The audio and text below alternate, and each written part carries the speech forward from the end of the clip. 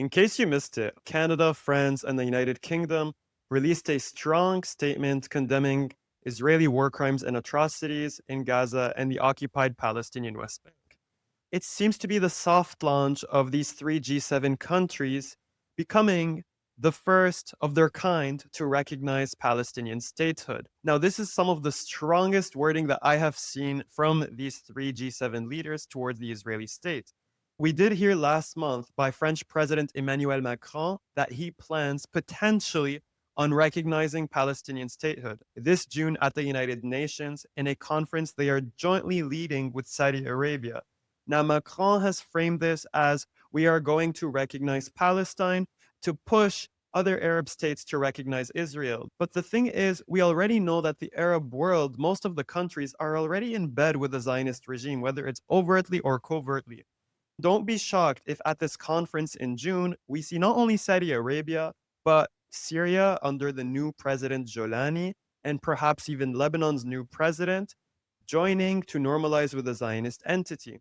But in the end, despite this, this will be a huge victory for the Palestinian cause, for Palestine solidarity activists, because this will be the first time any G7 country, and we're going to have three major G7 countries in the United Kingdom, France, and Canada to recognize Palestinian statehood. And this would not be without the efforts of Palestine solidarity activists on the ground pushing for this incredibly hard. So all this does is it will inspire us to continue to push. I go over the details of why I think the recognition of Palestinian statehood is going to happen and the language and the details of the statement by these three leaders in my blog. It will be released on my Patreon.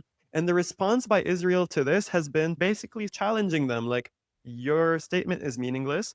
It's all bluff. And so now it's really up to these leaders. I am sure they knew that Israel will respond the way they arrogantly do, as always, to their statement. But this is why, for the first time, we have seen such a strong statement. Just a month ago, Mark Carney, the Canadian Prime Minister, said that he will not join France in June in recognizing Palestinian statehood. But here, by being a part of this joint statement with France and saying, look forward to the coming conference, what changed to get Mark Carney to suddenly join on board? And perhaps it is the Arab countries that are going to be joining in on this deal.